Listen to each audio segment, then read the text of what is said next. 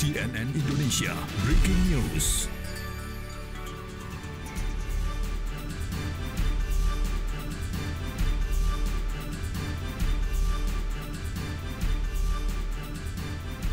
Dan Anda masih menyaksikan CNN Indonesia Breaking News. Sidang isbat pandemi corona yang melanda Indonesia membuat banyak kegiatan terganggu, baik itu di bidang ekonomi, sosial budaya, hingga keagamaan. Termasuk Ramadan kali ini yang ikut terbentur dengan masa pandemi. Banyak peraturan pemerintah yang menghilangkan kebiasaan masyarakat Indonesia di bulan suci untuk menekan angka penyebaran COVID-19. Lantas bagaimana menjalani aturan tanpa mengurangi makna dari bulan suci Ramadan? Malam ini kita akan membahasnya dengan para narasumber yang sudah bergabung dari luar studio melalui sambungan telepon. Ada Pak Anwar Abbas, Sekjen Majelis Ulama Indonesia. Selamat malam Pak Anwar. Selamat malam. Assalamualaikum warahmatullahi wabarakatuh. Waalaikumsalam warahmatullahi wabarakatuh. Dan nanti akan juga bergabung melalui sambungan telepon Dirjen Bimas Islam Kemenak Kamarudin Amin dan juga Profesor Azumardi Azra Cendekiawan Muslim. Tapi sekarang ini saya akan bertanya dulu ke Pak Anwar Abbas. Pak Anwar, ini MUI bagaimana kemudian memberikan edukasi atau juga pemahaman kepada masyarakat? Karena Ramadan kali ini sangat berbeda dengan Ramadan-Ramadan sebelumnya. Ramadan ini kita harus lalui di tengah pandemi COVID-19 sehingga masyarakat ini terutama umat Islam menjalani ibadahnya ini kemudian masih tetap khusyuk begitu, tidak perlu datang ke masjid tapi tetap bisa beribadah di rumah dan tidak mengurangi amalannya begitu, Pak Anwar. Iya. Virus corona ini kan adalah sebuah virus yang cepat menular dan sangat berbahaya ya. Nah, oleh karena itu kita harus memperhatikan dan mendengar suara, seruan dan pandangan dari ahli medis dan para saintis. Dan menurut ahli medis serta saintis, untuk memutus mata rantai dari penyebaran dan penularan virus ini, kita harus melakukan physical distancing. Oke. Saran itu oleh MUI sudah dikaji. Dan hasil keputusan daripada Komisi Fatwa, ya kita harus mendukung itu.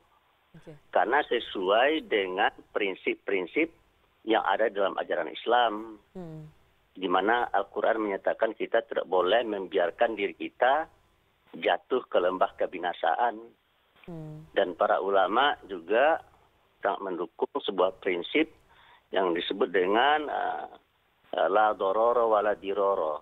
Kita tidak boleh mencelakai diri kita dan kita juga tidak boleh mencelakai orang lain. Dan yang namanya virus ini atau wabah ini kan adalah berbahaya dan dia akan menimbulkan kemafsadatan. Ada prinsip dalam Islam yaitu ad-doror yuzal. Yang namanya kemudaratan itu harus dihilangkan. Karena kalau seandainya kita berkerumun-kerumun dan berkumpul dengan orang yang banyak jumlahnya, maka tidak mustahil kita akan tertular. Dan salah satu caranya adalah menghindar. Oleh karena itu MUI menyarankan supaya di daerah yang memang menurut para ahli dan pemerintah potensialiti bagi menyebarnya virus tersebut masih tinggi, ya kita menyarankan supaya kita tidak menyelenggarakan sholat Jum'ah secara bersama-sama, tapi mengganti dengan sholat zuhur. Dan karena bulan puasa akan datang, di mana biasanya kita itu melakukan sholat tarawih dan witir di masjid dan atau musola, maka MUI menghimbau masyarakat untuk tidak menyelenggarakan sholat tarawih dan sholat witir secara bersama-sama di masjid dan di musola. Tapi kita menyelenggarakannya di rumah kita masing-masing bersama keluarga. Saya begitu. Oke, Pak Anwar, nanti saya akan kembali ke Anda. Saya akan menyapa Pak Kamarudin Amin, Dirjen Bimas Islam Kementerian Agama. Selamat malam Pak Kamarudin. Ya, selamat malam. Assalamualaikum warahmatullahi wabarakatuh. Waalaikumsalam warahmatullahi wabarakatuh. Pak Kamarudin, tadi saya sudah berbincang dengan Sekjen MUI, Pak Anwar Abbas. Saya akan langsung bertanya ke Anda, apa langkah yang akan dilakukan kemudian oleh Kementerian Agama untuk memberikan edukasi dan juga pemahaman kepada masyarakat pada saat nanti bulan Ramadan tidak perlu melakukan ibadah-ibadah di masjid begitu. Karena sebelum bulan Ramadan ini masih banyak sebetulnya masyarakat yang tetap datang ke masjid untuk melaksanakan sholat Jumat dan juga sholat 5 waktu begitu, Pak Kamarudin. Iya, Ya, jadi edukasi secara masif kita lakukan. Kita melibatkan seluruh struktur Kementerian Agama. Ada 50.000 penyuluh-penyuluh agama, ada KUA, ada Kementerian Agama, provinsi, dan kabupaten kota. Kita juga mengajak Majelis Ulama Indonesia, para ulama, para asatidz, para mubalik, kita ajak untuk bisa bersama-sama mencerahkan, mencerdaskan, dan menginformasikan kepada masyarakat kita bahwa sesungguhnya tidak ada keharusan, kewajiban bagi kita untuk melaksanakan ibadah di masjid, apalagi dalam kondisi darurat seperti sekarang ini. Tinggal dan beribadah di rumah bersama keluarga adalah yang terbaik dan pilihan yang harus kita ambil. Kita beribadah bersama keluarga kita, keluarga inti, keluarga kecil kita. Insya Allah nilai dan kualitas ibadah kita tidak berkurang. Itu yang harus kita sampaikan secara masif terus-menerus kepada masyarakat kita, karena masalah ini adalah masalah keyakinan, masalah agama, tentu tidak mudah juga ya kita meyakinkan masyarakat kita, sehingga perlu sinergi dari seluruh warga bangsa, termasuk media khususnya, saya kira juga harus berkontribusi untuk bersama-sama kita meyakinkan masyarakat kita bahwa kemanusiaan adalah hal yang paling penting yang harus kita bersama-sama jaga. Laqad karramna bani Adam wa hamalnahum fil barri wal bahri wa razaqnahum minat thayyibat dan seterusnya. Jadi kita wajib hukumnya untuk menjaga kemanusiaan, karena Tuhan sendiri sangat menghargai, sangat memuliakan kemanusiaan itu. Jadi menjaga jiwa, menjaga nyawa adalah hal yang paling fundamental dalam ajaran agama yang harus kita jaga bersama. Mari kita bersama-sama meyakinkan masyarakat kita bahwa beribadah di rumah adalah hal yang sangat baik dan harus kita lakukan dalam kondisi COVID-19 sekarang ini. Pak Kamarudin, untuk edukasi Kementerian Agama mengajak ormas-ormas Islam termasuk kemudian dengan MUI untuk memberikan pemahaman kepada masyarakat. Bagaimana dengan pengawasannya ke masjid-masjid? Karena kan ini sangat sulit sekali mengingat jumlah masjid di Indonesia ini sangat banyak sekali dan ada beberapa masjid yang juga masih tetap menyelenggarakan sholat tarawih begitu. Dalam kapasitas untuk menegakkan atau menertibkan masyarakat kita. Kita berusaha untuk mengajak masyarakat kita agar mengikuti himbauan pemerintah dengan keikhlasan, dengan ketulusan, dengan kesadaran sendiri bahwa memang pilihan kita adalah harus berada di rumah. Jadi pencerahan, pencerdasan, dan upaya-upaya untuk memberikan informasi kepada masyarakat kita harus terus-menerus kita lakukan secara masif oleh seluruh kita yang kira-kira memahami persoalan ini. Tapi Pak Kamarudin, memang sulit ya sebetulnya ya untuk memberikan edukasi dan masyarakat mengerti, terutama di wilayah-wilayah yang memang sulit terjangkau begitu. Ada beberapa wilayah yang sulit. Pemahaman masyarakat kita kan sangat bervariasi ya. Ada yang memang sangat memahami, ada juga yang tidak memahami dan tidak mau memahami. Jadi inilah yang menjadi tantangan kita, pekerjaan kita yang harus sama-sama kita lakukan. Karena persoalan ini bukan juga murni persoalan agama sebenarnya. Di sini juga ada persoalan psikologi, ada persoalan budaya, bahkan ada persoalan ekonomi juga. Sehingga ya memang tidak bisa Kementerian Agama atau Majelis Ulama Indonesia saja yang melakukan tugas ini. Semua bersama-sama kita, seluruh keluarga bangsa bersinergi untuk bersama-sama bisa dan harus melakukan pencerahan ini kepada masyarakat. Karena tanpa masyarakat berkontribusi, tidak mungkin COVID-19 ini bisa kita usir secepatnya. Oke, nanti saya akan kembali lagi ke Pak Kamarudin. Saya akan berbincang dan juga menyapa Profesor Azumardi Azra, cendekiawan Muslim yang sudah bergabung melalui sambungan Skype. Selamat malam, Prof. Azra. Selamat malam, Mbak. Prof. Azra, tadi saya sudah berbincang dengan Dirjen Bimas Islam Kemenak, Pak Kamarudin Amin, dan juga sebelumnya dengan Sekjen MUI. Tadi ada yang menarik bahwa pemahaman masyarakat itu sangat berbeda-beda, terutama Kementerian Agama ini sudah memberikan edukasi, Prof. Azra, kepada Kementerian Agama sudah memberikan edukasi kepada masyarakat untuk beribadah saja di rumah. Namun nyatanya sebelum bulan Ramadan ini masih banyak yang beribadah melaksanakan sholat Jumat di masjid-masjid. Untuk bulan Ramadan ini mungkin Anda bisa memberikan pemahaman juga kepada masyarakat tanpa mengurangi amalan. Sebetulnya semua umat muslim ini bisa beribadah di rumah dengan khusyuk begitu. Melaksanakan sholat tarawih, kemudian sholat 5 waktu, begitu sholat witir begitu. Ya baik, Mas. Sebetulnya kuncinya bukan pada umat ya, pada katakanlah umat di lapisan bawah ya, tapi kuncinya itu adalah pada ustadz-ustadz. Jadi kalau kita simak ya, ada pihak yang tidak setuju, misalnya tidak ada jamaah sholat berjamaah di masjid, apakah sholat Jumat, apakah sholat sholat fardu ataupun sholat tarawih, itu yang menentang itu sebagian besar itu yang kita kena itu adalah ustadz-ustadz. Jadi oleh karena itu yang perlu dalam tanda kutip ya diinsafkan, diberikan penyadaran oleh Kementerian Agama dan oleh kita semua, oleh MUI, oleh ormas-ormas Islam, itu adalah ustadz-ustadz itu yang ada pada tingkat akar rumput, yang kemudian ada juga yang kita menyampaikan itu menolak misalnya himbauan dari pemerintah atau dari Kementerian Agama atau dari MUI supaya dihindari kerumunan, dihindari berjamaah begitu.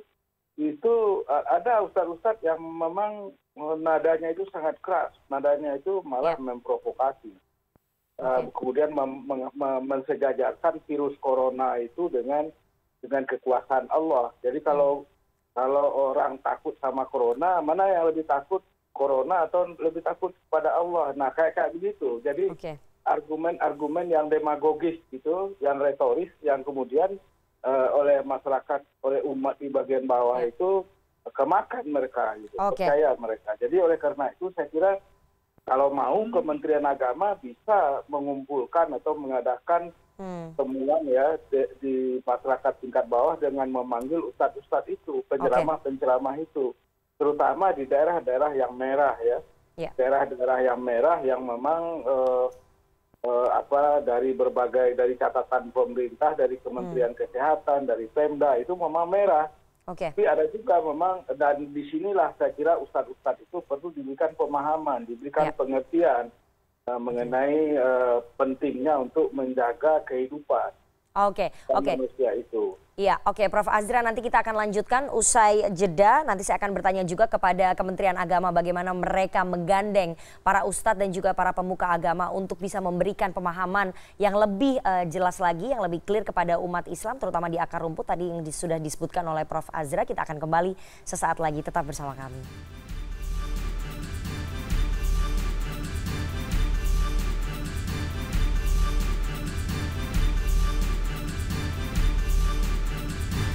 CNN Indonesia Breaking News.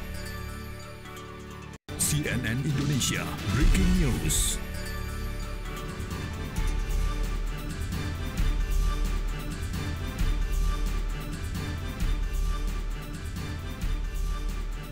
Anda masih menyaksikan CNN Indonesia Breaking News dan kita akan lanjutkan kembali perbincangan kita dengan para narasumber yang bergabung dari luar studio. Ada Pak Anwar Abbas, Sekjen MUI, kemudian Profesor Azra, Cendekiawan Muslim, dan Pak Kamarudin Amin, Dirjen Bimas Islam Kementerian Agama. Saya mau langsung ke Pak Kamarudin. Tadi sebelumnya Prof. Azra sudah menyebutkan bahwa kuncinya ini ada di para ustadz yang sangat relasinya ini berdekatan dengan umat muslim yang di akar rumput, sehingga sebetulnya Kementerian Agama harusnya bisa memberikan pemahaman dan juga berkomunikasi untuk mengajak para ustadz memberikan pemahaman begitu, terutama ustadz-ustadz yang menolak ibadah dilaksanakan di rumah begitu, Pak Kamarudin. Ya, betul sekali apa yang disampaikan oleh Prof. Azra tadi, dan sekarang ini sesungguhnya kita sudah sedang dan terus melakukan komunikasi-komunikasi dengan para asatidz tadi, para ustadz, para mubalik tadi, lewat para penghulu, lewat para penyuluh, lewat para aparatur sipil negara, Kementerian Agama, dan juga karena kami mengatakan atau melihat bahwa sesungguhnya persoalan ini bukan murni persoalan agama saja. Tentu ada yang murni agama, tapi ada juga yang persoalan lain, misalnya persoalan ekonomi. Ada yang terdampak ya, termasuk para ustadz kita juga terdampak karena tidak lagi bisa berceramah dan seterusnya. Sehingga juga langkah yang kita ambil, kita mencoba mengidentifikasi mereka-mereka yang terdampak dan kita carikan jalan keluar. Misalnya kami sedang mengajak Basnas ini untuk bersama-sama bisa membantu para ustadz dan juga para guru-guru ngaji. Untuk mereka yang terdampak dengan COVID-19 ini secara ekonomi maksud saya. Jadi saya kira pendekatan seperti ini akan terus kita lakukan. Di samping tentunya pendekatan persuasif yang lain, kita ajak mereka komunikasi, berdiskusi supaya kita bersama-sama yang mengamankan negeri inilah dari wabah COVID-19 ini. Pak Anwar dari MUI sendiri apakah sudah mengajak diskusi para ustadz-ustadz yang sangat keras menolak tetap bersikukuh untuk melaksanakan ibadah di masjid, begitu Pak Anwar? Ya, apa yang disampaikan oleh Prof. Azumardi Azra tadi memang itu sebuah masalah yang ada di lapis bawah ya. Karena ada sebagian ustadz yang menyatakan barang siapa yang takut kepada virus corona, maka dia musyrik. Mempersekutukan Allah. Okay. Padahal kan rasa takut itu kan adalah fitrah manusia, sudah pembawaan ya. Kita wajar saja takut. Cuma takut kepada Allah dengan takut kepada virus kan berbeda. Yep. Kalau kita takut kepada Allah, berarti kita takut kepada Khalik. Okay. Kalau takut kepada virus, berarti kita takut kepada makhluk. Kalau kita takut kepada Allah sebagai Khalik, kita berusaha mendekatinya dengan melaksanakan segala perintahnya, menjauhi segala larangannya. Okay. Tapi kalau kita takut kepada makhluk, kita menjauhinya. Ya, dengan melakukan physical distancing. Jadi oleh karena itu menurut saya ya jangan sampai ada yang menafsirkan takut kepada virus corona ini adalah musyrik gitu. Okay. Karena kita tidak akan pernah memposisikan virus itu sebagai Tuhan. Kecuali kalau seandainya kita memposisikan virus itu sebagai Tuhan. Okay. Maka berarti kita musyrik. Ya. Sementara saya lihat tidak ada orang yang memposisikan virus itu sebagai Tuhan. Tetapi ada sebagai sesuatu yang ditakuti. Okay. Sama halnya dengan kita takut kepada harimau. Jadi itu rasa takut yang bersifat tabiiyah. Yang bersifat natural itu takut. Jadi agak berbeda ya takut kepada Allah dengan takut kepada virus. Seperti saya katakan tadi, takut kepada Allah, kita ingin mendekat kepadanya. Dan bulan suci Ramadan ini kita pergunakan untuk mendekatkan diri kepadanya dan kita berdoa. Pada bulan Ramadan ini, karena bulan Ramadan ini bulan suci, di mana doa-doa kita akan mustajab, akan diijabah oleh Allah. Maka mari kesempatan bulan puasa ini kita pergunakan untuk berdoa dan minta kepada Allah supaya virus ini cepat angkat kaki dari negeri ini. Sehingga kehidupan ekonomi bisa bergulir kembali dan kehidupan masyarakat akan normal kembali. Ya, Pak Anwar. Ya Pak Anwar, tapi dari MUI sendiri sudah melakukan upaya persuasif begitu kepada ustadz-ustadz yang tetap keras menolak tadi? Saya rasa fatwa MUI sudah menyebar ya. Media-media sosial, TV, radio, saya rasa sudah. Saya rasa umumnya sudah pada tahu apa isi fatwa dari MUI. Cuma kan seperti disinyalir oleh Pak Azumadi Azra tadi. Ada sekelompok kecil ustadz yang menolak gitu kan. Dan bahkan ada yang menyatakan bahwasanya barang siapa yang takut pada virus corona maka dia musyrik. Nah, siapa orang Islam yang tidak takut dicap musyrik? Semua orang Islam takut dicap musyrik. Nah, pertanyaan adalah betulkah takut kepada virus corona itu musyrik? Ya tidaklah. Karena berbeda gitu.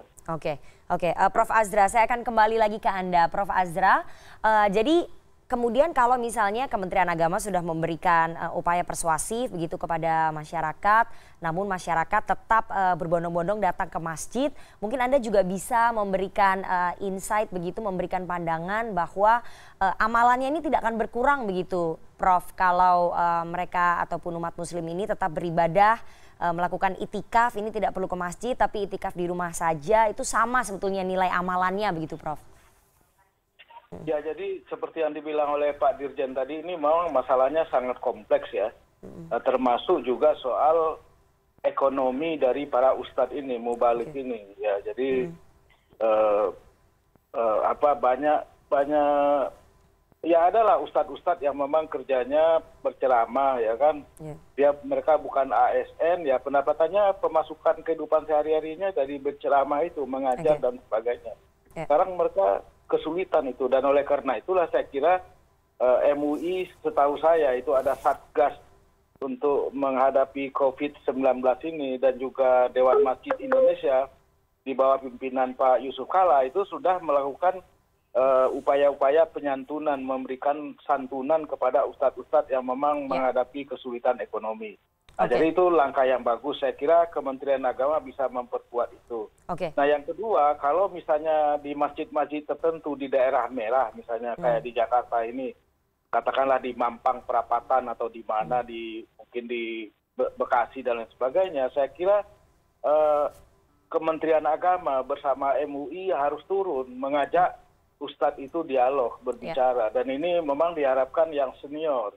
Kalau penyuluh yang disebutkan oleh Pak Dirjen itu, rata-rata penyuluh itu umumnya orang-orang yang lebih dipandang sebagai pegawai negeri, sebagai ASN, daripada sebagai kiai yang mumpuni Oleh karena itu memang harus diturunkan kiai-kiai yang mumpuni itu dari MUI atau dari ormas Islam, pimpinan ormas Islam yang menguasai berbagai argumen, berbagai hujah keagamaan, dalil keagamaan untuk bisa berdialog dengan ustadz-ustadz yang masih saja tetap mau menyelenggarakan salat tarawih misalnya di masjid di daerah-daerah merah. Kalau di daerah-daerah hijau, saya kira mungkin kalau para ustadznya itu atau para katakanlah berbicara dengan pimpinan daerah, dengan dinas kesehatannya, saya kira itu mungkin lebih bisa ditolerir. Tapi untuk di daerah merah kan gawat sekali. Jadi oleh karena itu tidak cukup memang yang dibilang oleh Pak Anwar Abbas sudah ada fatwa, sudah ada edaran, itu nggak cukup. Saya kira harus proaktif mendatangi mereka. Kalau perlu mengumpulkan mereka, mengundang mereka gitu. Saya nggak tahu ini agak sulit ya keadaannya, tapi ya mungkin bisa dengan cara-cara tertentu, dengan cara virtual dan lain sebagainya. Nah yang terakhir Mbak ini juga yang juga harus diatasi, saya kira lebih kepada pemerintah dan partai-partai, yaitu ini ada beberapa survei yang menunjukkan bahwa sikap bersikeras gitu ya di kalangan umat Islam yang menolak apa saja kebijakan pemerintah termasuk kebijakan MUI itu masih terkait dengan sikap politik sisa-sisa dari pemilu 2019 yang lalu, Pilpres 2019 yang lalu. Dan oleh karena itulah saya kira pimpinan partai yang dulu dulu mungkin terkait dengan kelompok-kelompok Islam tertentu berusaha memberikan penyadaran juga, memberikan pengertian juga kepada umat Islam ini yang tidak mau menerima, karena ketidakmauan menerima itu juga terkait dengan sikap politik mereka yang masih tersisa pasca Pilpres 2019.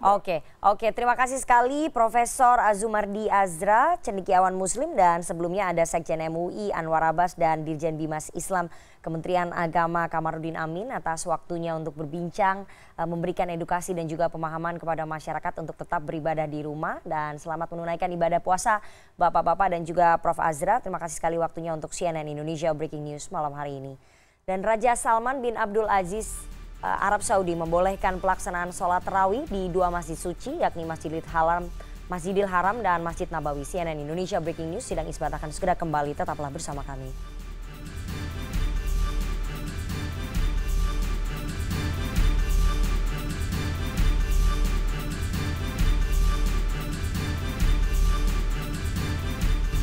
CNN Indonesia Breaking News.